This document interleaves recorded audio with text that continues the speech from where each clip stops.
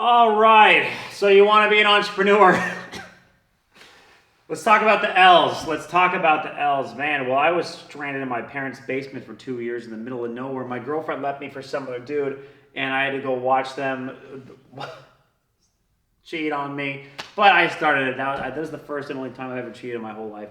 And she cheated on me after that. Ran off with this other guy. I was in this basement, completely destroyed. And I entered to this fucking dark hole, and I realized if I wasn't able to fix this, I was going to kill myself. That was pretty much it, right? It was serious. I could not live if I passed 30 and I didn't make my younger 20s sacrifice worth it. I made my sacrifice worth it today. I'm very happy. I'm so grateful with the 20s and the journey that it inspired me on. I'm very grateful for how it all, went down. But man, if you guys who know me personally, I'm really a fucking human, right? I'm really a human who I get obsessed about certain things, and I think I have a good belief in myself that I can become good at something. But man, I mean, it is a road. The Mindvalley Road, right? 6 months of heavy adversity. The thing with Mindvalley is I got put in this situation. The way the stars aligned, the way I went through this chapter of faith and meeting vision and getting destroyed and having this opportunity come for me. I was manifesting this and it happened. I could see all these stars aligned, and I was so like, this is a universal divine, right, guidance, presence that's happening here. So I knew that everything was falling on solid ground, but the 6 months that it took to fucking make this thing happen was brutal, right? 14-hour white knuckling days in the office in Christmas Eve, just hardcore 24/7 nonstop, barely any girls, and it was heavy, right? It was heavy. Many nights crying, many nights fucking beat down, destroyed. I had to fly. I ended up getting kicked out of the country for overstaying my visa. I had to fly to Miami. In the time zone, my team is in Malaysia, and the time zone from Malaysia to Miami is 12 hours, right?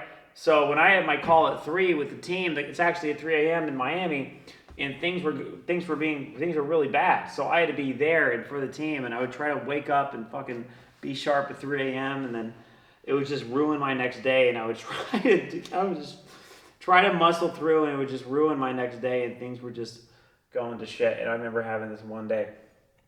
It was just the hardest day, and communication was going down the drain, and traffic was. We weren't able to pass this plateau over and over again because we weren't able to get a certain traffic source to back out for us yet, and that was brutal. And I remember fucking crying to God, basically fucking help me. And then I see a text message, and it's like, oh, you have a package delivered. I'm like, what the fuck is this? This was stupid. And then it would turn out to be my passport was coming the next day. I can't tell you how many times the universe kept me alive. There was moments that I lost 20 pounds because I couldn't afford to eat food anymore, right? 20 pounds. I stopped going to the gym to conserve energy. I'd run out of food, and then I'd get a tax refund for like $140, and that would save me. The universe, my grandma would send me $40 for my birthday. Oh my God, holy shit, that stuff happened. So many things happened. The universe would just keep me alive no matter what. I had a company, one of my companies was lead generation for rehab centers. So I started a Help Me hotline, and I did radio ads, and I tried to inspire people on the radio to call my hotline, and we'd get them into rehab, and the rehabs would pay us. And I spent 3 months working with my fam to help put this thing together, and then I get a phone call. Shut down the traffic after 3 months, we finally got our first client to shut down the traffic. I'm like, what? What is it now? They're like, oh, our client overdosed on heroin and died. He died. My first client died for that. I was selling mobile websites. And I went to I had 3 solid sales meetings. I would find people with shitty websites and be like, yo, your website sucks. I built you a mobile website. I'm going to come by and show it to you. Like, okay. So I go by to the first company. I'm like, hey man, I built you a website. He's like, that's not my business. I'm like, what? He's like, you built a website for the wrong company. I'm like, okay, sorry. I got embarrassed and left. The next company, a ice cream store. I go up to them, hey, I built you a mobile website. You're going to get way more users. He's like, oh, we already, people lined out the door. We don't need any more people. I'm like, okay, I don't know how to overcome this. I'm like, okay, maybe I can help you make them order more. Yeah, so I break down the 3 ways you can help a business grow, either more sales or repeat buyers and the amount of time the customers order. I'm like, well, if you already have a lot of sales, then and then you could do like McDonald's upsell shit and you can charge a little bit more here. That's the same thing as having 20% more customers. Just raise your price 20%, same result. They were like, wow, that's amazing. Let's work together. I'm like, cool. And then I left and I fucking never called them again. I don't know why. That was so clutch. I fucking clutched this business thing, but then I hit a wall and I couldn't fucking call them again. What else happened? And then the third company I went to is this restaurant, and I was desperate by now, man. I was about to get evicted. I knew if I didn't close the sale, I was going to be evicted. I was going to get kicked out. I didn't want to do that. I go to this person. It's great. It's a great fucking meeting. I crush it. I was so prepared. I learned all the lessons. I learned all the objections. I went through all the objections. I had it all written down. I was so confident. I was wearing my blue button-up shirt. I was 23 years old. And I couldn't call her back. Couldn't call her back. Ran into this wall, this concrete wall where I couldn't call him back at all. I went through a year and a half where every day I would tell myself next week is the week. You know what I mean? Next week is the week. It's all gonna work. Next week is the week. It's all gonna work. Oh, that was funny. That was so interesting. I was like, how is it that 50 times in a row it can get pushed back a week, right? Success can get pushed back a week. How is that possible? I have no idea. What else? What else is there? There were so many. I remember slipping off the rope, right? You know where you bet it all and you're on your last rope? I remember slipping off the rope and looking down and seeing this fall down. I had just failed my Kickstarter campaign for my software company in Las Vegas, and this was my last ditch effort. This was my last shot, and I was destroyed. And I'm sitting in the office working, just trying to, there's nothing to work on. I'm trying to work because I was trying to do something. I'm trying to work, and I'm I'm failing, and there's nothing to work on, and I'm trying to find something, and there's nothing to work on, and I'm just trying to have to find something, and there's nothing to work on, and fucking tears just start pouring out of my eyes, and I'm fucking trying just to find something, and there's nothing to work on because it's over. It's over. It's dead. I'm done. I'm going. I'm getting evicted. I'm getting repoed. I'm fucked. I'm completely fucked. And I'm trying to fucking get it done, and it's done. And I fucking hear this voice in my head. I'm crying. I'm like, oh, I need to get it fucking out of here. It's the broad daylight. I'm in this fucking office co-working space. I need to get out of here. So I run out to my car with tears coming down my eyes. And I get in my car and I just start fucking losing it. I just start fucking just crying so badly. And I hear this voice and it's like, Peter, move your fucking car. You're in the middle. You're in the parking lot. Get the fuck out of the parking lot. Move your car. Everyone can still see you. I'm like, Christ. So I fucking get in my car. I mean, I turn it on. I drive fucking 40 feet and I park behind someone and I just, boom, bash my head on the steering wheel and just fucking, and like just bawling and like just out of control pain. And then I look up and there's a fucking sign on the back. I'm like, God help me. And I look up and there's a sign on the back and it's like, the sign, it says, relax, God is in control. Relax, God is in control. And I fucking just, even though I look to the right of me and the empty chair was no longer empty anymore. It was the chair. I wasn't alone anymore. All of a sudden, I went from feeling like I'm fucking losing it to feeling like I'm exactly where I'm supposed to be. This is exactly where the universe wants me to be right now. This is it. This is fine. This is everything. I'm exactly where I'm supposed to be in my life right now. Oh, that was fucking wild. And I drove home getting ready to be evicted. And I was. I had to throw my shit in the storage unit. They came by and repoed my car. They found me at the guy who owned it found me at a coffee shop. He called the police. They parked behind me so I couldn't get out. And they fucking took it and they drove me home, dropped me off. But I still had a scooter. And then I was evicted. Actually, I had one more shot. I had to get a job. I told my roommate I'd get a job, and I found a cold call company. So I ended up in this fucking cubicle as an entrepreneur who failed 7 companies. I ended up in this fucking cubicle, calling 30 other people. I became one of their top people right fucking away. And I remember I can't leave this fucking job or I'm gonna get evicted. But the fucking, and I asked myself this question, would I rather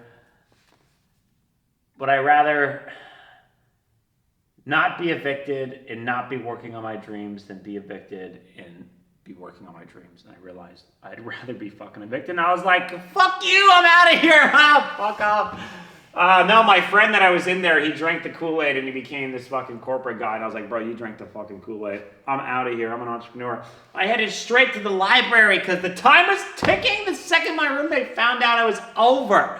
It was over. I had to go straight fucking to the library to study every waking second. Try to find another business. Try to build something to fucking kickstart my life again. I get evicted. I put everything into a storage unit. The most painful thing happens to me, and that was having to fucking suck it up and ask my friends if I could sleep on their floor. That was it. That was the most painful thing. Just the humiliation. The craving I had for recognition. The craving to just show all of the 4 years of work I had done. I was laughed at by the fucking bank accountant. I went up to the bank. I was down $40. I got overdrafted and I had $80. I was down to $80 and I had like $40 left. And I go to the bank. I have right there on my scooter. It's fucking 100 degrees outside. I'm in Las Vegas. I'm fucking sweating balls. It's dusty. I'm coming dusty, looking like a homeless, sweating guy. Whatever. All fuck. Just physically wrecked. My face was fucking terrifying. And I'm like, dude, I'm overdrawn on my account, but I only have $40. Can you just take this so that I don't have the fees? Let's call it even.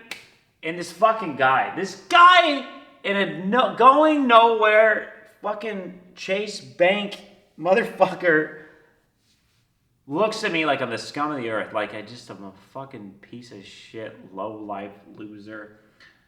And I'm just looking at him. He's looking at me, and I have failed my 7th company by now, and he's looking at me like, get the fuck out of my fucking bank, you bum. And I'm driving home my scooter. I'm like, fuck that guy. I'm never going to be like that fucking guy. If I have to fail for the rest of my life, so be it. I'll never be that fucking guy. I'll never be you asshole. Whew. There was one day where all I had left was $20, a scooter, a suitcase full of clothes, and my laptop. And on that day, sleeping on my friend's floor, and on that day, my scooter was stolen. I fucking came outside and it was gone. And I had a nice helmet in there that I loved, and it was gone too with the scooter. And I was like, all right, life update. Peter does not have a scooter now. Forget about the scooter. It's not there anymore. That was fucking wild.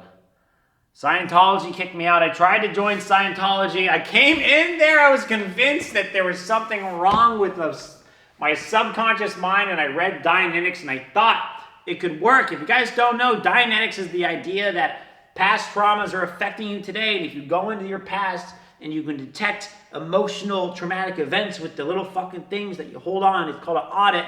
And if they ask you a bunch of questions about that, then you could decharge those and you won't experience those in your life. I was like, that makes sense. I'm down.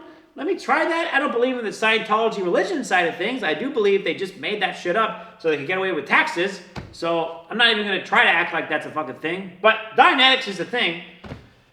And I go into the library first, and I read the fucking Dianetics book, I read the book on Going Clear, and I read the book on Going Up the Bridge, right? Their whole fucking model thing. I read 3 books on Scientology written by L. Ron Hubbard. And I walk into Scientology, he's like, hey, what's up? Super nice people, right? Just staring at me like with open eyes that never blink. And I'm like, hey, I want to do an audit. I think I have things that are wrong, and I think if I get an audit, I'd be successful as an entrepreneur. And they're like, oh, great, cool. First steps first, you got to read Dianetics. I'm like, don't worry, bro. I already read the book. Actually, I read 3 of them in the library all day fucking long. Let's do this thing. I'm in. They're like, well, actually, you need to buy the book Dianetics from us for $25. I'm like, yeah, well, the thing about that is I don't have $25. That's actually why I'm here, because I don't have any money. And if I had the money, I would do this, but I don't have the money. I want you to fix me, and I will go make the money, and then I will come back with the money and give it to you, right? And then that cycle continues, right? If you help me make money, I will give it to you. I will take more courses, and I will make more money, and so will you. And they're like, that's not how it works. I'm like, come on, give me a fucking audit. They're like, no. I'm like, fuck you, motherfuckers. This is you fucking stupid scam culty people. I'm fucking out of here. I'm never going back to Scientology again. That's what happened. That's what happened. Got evicted from San Diego. Got evicted from that Las Vegas spot. That was pretty crazy. Oh boy, oh boy, oh boy. Yeah. Crazy fucking things, man. Those are a couple of the L's. I remember leaving the investors was brutal, right? I left my old investors, the guys who changed my life and gave me the keys to the kingdom. Thank you. I had to leave them. Ended up having my first lesson with greed. Actually. It was this, never have to learn this lesson again, but I'll tell you the true story. The true story was that I had sold my McLaren for Bitcoin, and then I was in a documentary, and they asked me, where was your McLaren? And I really believe in inspiring people, and I didn't fucking have it during this. So I was very frustrated, and I was in this place where I must fucking get my car back, because it gives me authority and credibility, and I believe in impacting others, and the wealth helps me. It helps people listen, right? If you're fucking killing it, they're going to listen more. The words seek deeper if it's spoken by your heroes. People are living the life you want. So anyway, me and this guy, we were both making VSLs together. This was the start of my VSL career. And we were working on the first big campaign. We were starting to have a break. He was making a VSL, I was making a VSL. He was making a VSL, I was making a VSL. And we were affiliates under the same media buying company, but we didn't have a profit share of each other, right? It was like 2 lone wolves fighting together. And then what happened was we started to crack this campaign. His Facebook manager died, right? We were working together all the time, but his Facebook manager died. And I realized that, okay, well, I'm like a few buttons away from exploding this thing. So I'm going to go. And I decided to go. I decided to hit the gas. I fucking cranked that shit to the moon. We were spending $100,000 a day, and I bought myself a fucking McLaren, right? Bought myself a McLaren again. Got that shit right back. And what that did was that created a lot of animosity between us. All of a sudden, he didn't want to share any secrets anymore because he told me a secret that I made a fuckload of money on, and he couldn't make any money off it. And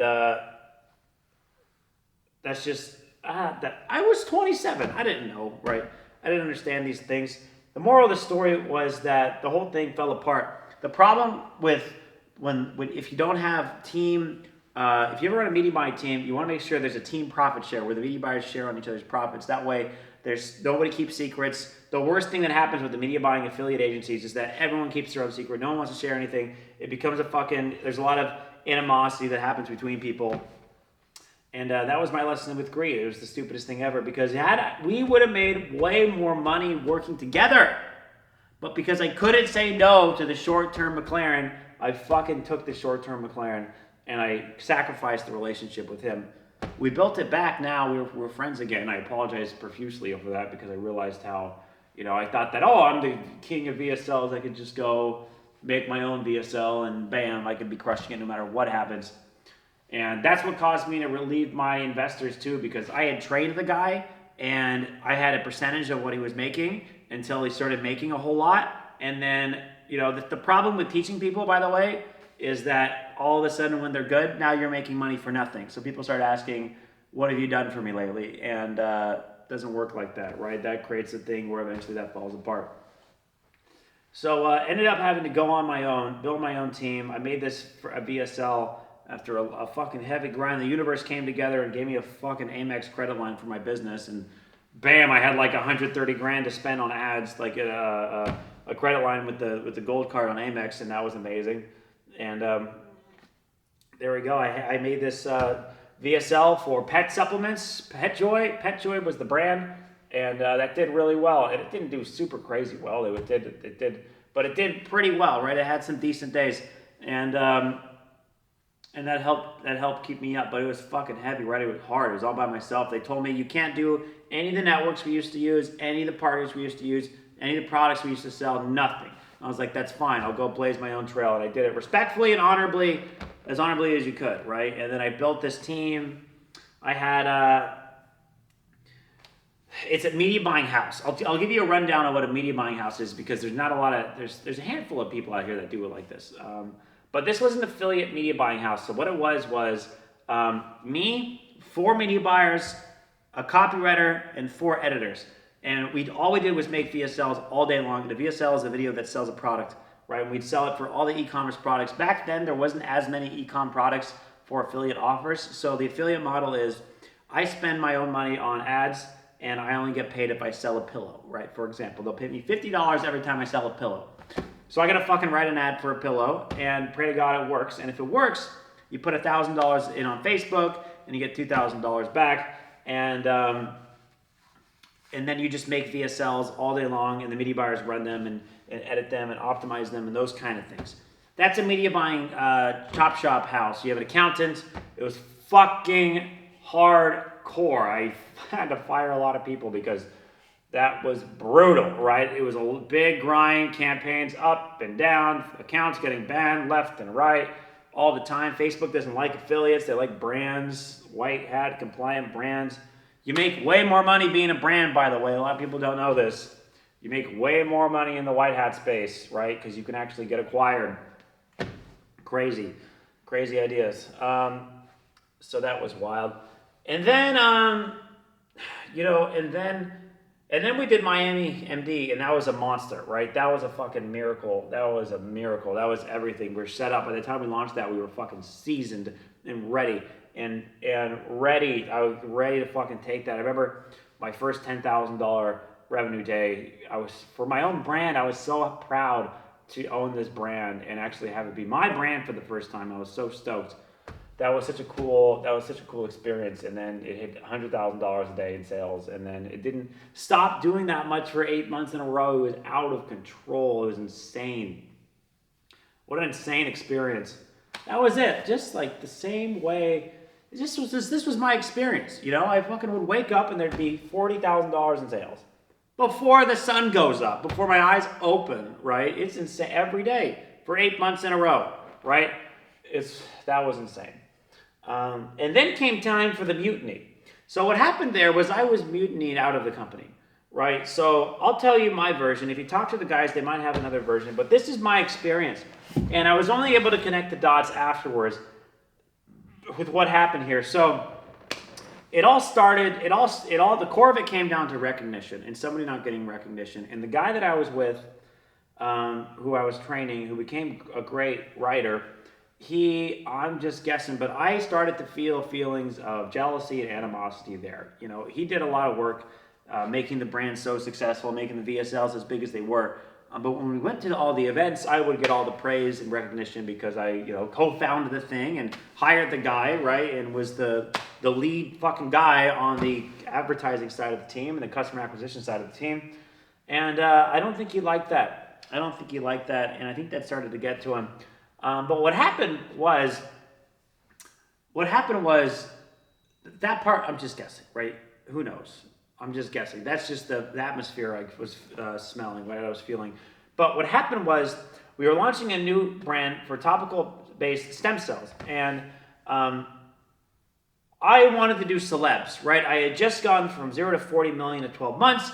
Now I want to do 0 to 80 million in 12 months. My life is about doubling my high score. It's about being twice as something big. So I want to do something twice as big. I don't want to do this fucking Miami MD thing anymore. It's basic now. I fucking did it. I do not want to do this again. I'm not here to do things I just did. I'm here to have the best months of my life and do things all over again.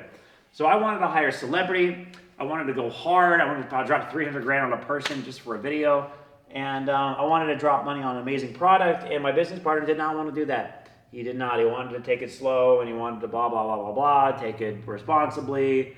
And I just wasn't inspired by that. I didn't quite realize it at the time, but I wasn't, right? So when it came time to launch this new stem cell brand, I'm looking at the unique mechanism. If you're doing business 101 and advertising VSL 101, the most important thing in a VSL is that the unique mechanism makes sense, right? That's the most important thing. And what does that mean? That means if I tell you, right, if I tell you you're going to relieve back pain and you ask me how, that answer has to fucking make sense, right? It has to make sense. And the how is why there's multiple products for the back pain relief, right? So if I say hang upside down and it'll stretch your spine, oh, that makes fucking sense. I think that could work for me. That's pretty much it. So in the skincare game, right, if I'm saying, oh, remove your wrinkles or remove the appearance of wrinkles, how, right? So I have to look into the science and the proof behind how topical-based stem cells are going to help remove the appearance of wrinkles. And the idea was like, here was the idea, right?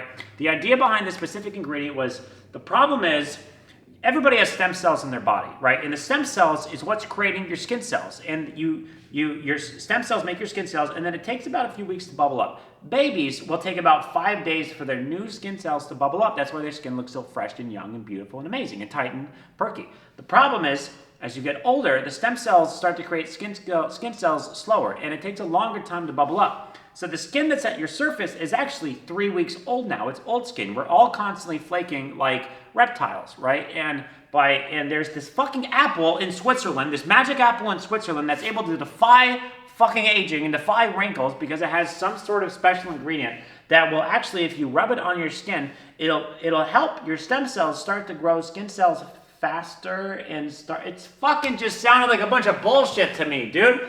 I was like, I don't think they're gonna buy that. I don't think they're gonna buy that. It doesn't make sense for me, right? It doesn't make sense for me. And there wasn't a lot of proof behind it. That was just what the manufacturing company told us, and that's what their studies suggested. And I just wasn't feeling it. I wasn't feeling it. And the girl at the manufacturing plant had huge tits, and I was really feeling like my business partner just wanted to work with her because she had huge tits. I felt like that's what he wanted to do. Right? That's what it was. Anyway, so I didn't want to do it, but I didn't know that wasn't the right, I didn't have that clear answer yet in my mind. So I procrastinated on it. I was like, fuck, I can't find the answer. I'll look later. Fuck, I can't find the answer. I'll look later. Fuck, I can't. Anyway, long story short, we ended up getting to the deadline. Are we going to launch this thing or not? And I'm like, fuck. And I looked through it one more time. I'm like, no, I can't launch it. It sucks. So I buy all these fucking books on skincare, and I find this dermatologist who's keeping topical-based probiotics, and some people have leaky gut. This is talking about leaky skin, about how toxins could get in your skin, and that causes it. And you put this special type of lotion on, it'll help heal your skin cells and stop leaky skin. And I'm like, that was much better. And all these topical probiotics is not the bacteria, the probiotics in the skincare cream that would help do this. There's a lot of things about that, right? By the way, probiotics can't live in a jar full of skincare. They're live bacteria, and you have to desanitize this stuff to help not create mold. So there's some issues there. So you can only put probiotics, which is the food. Anyway, fucking the random shit you learn, right, by doing this stuff. Anyway, so I pitched this idea, and they didn't like it because this would have caused things to go down. So I was like, fucking whatever. And then I was just doing this thing.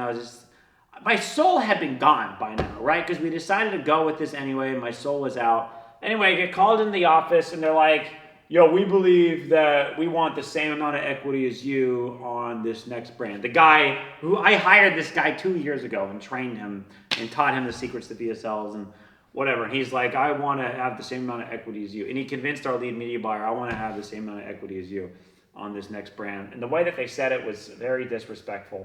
And there was no going back immediately, right? There's no going back. And quickly, my business partner turned to them because that was financially a win for him, right? And I think he wanted me off.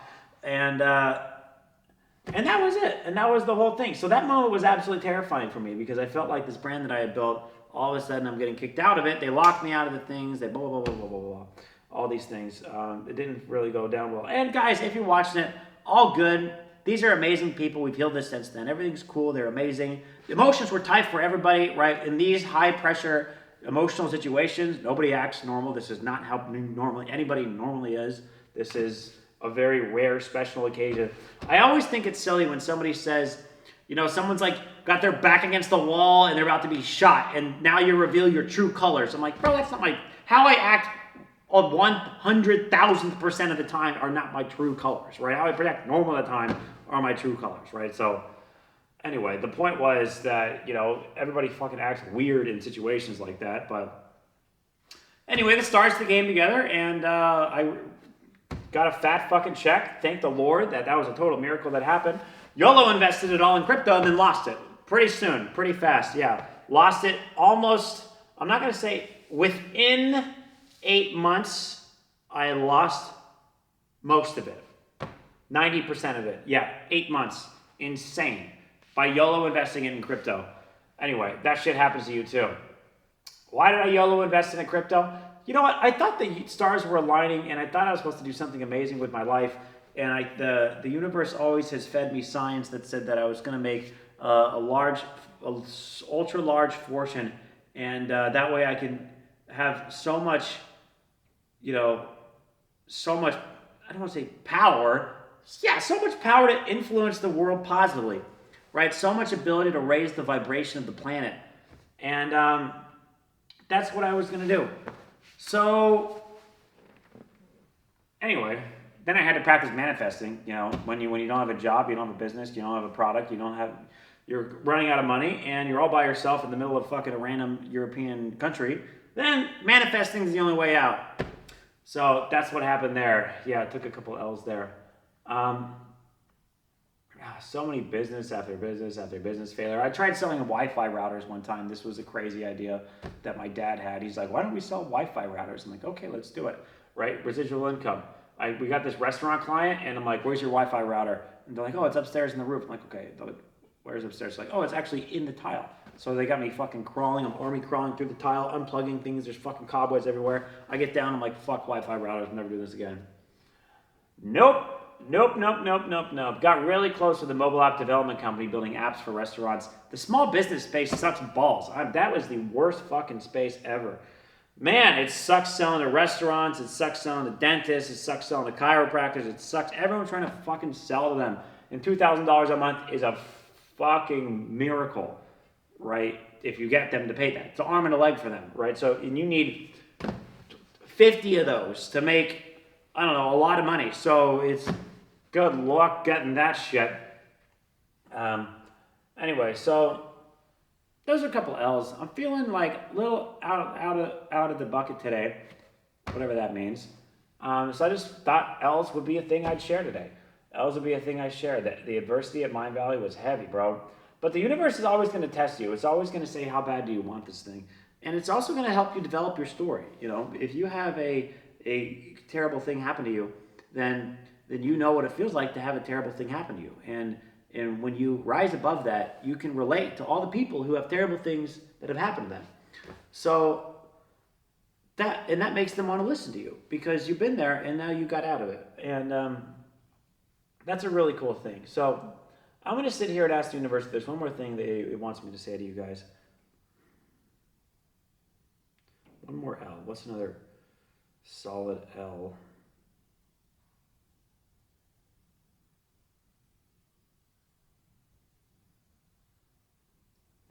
It wants to say a win.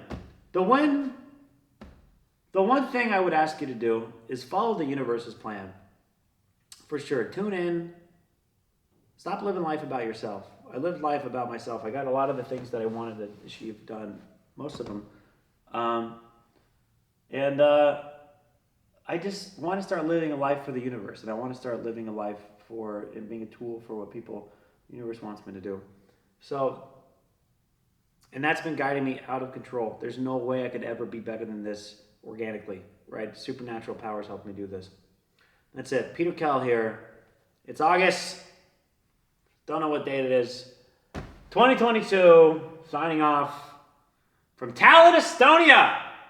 Peace.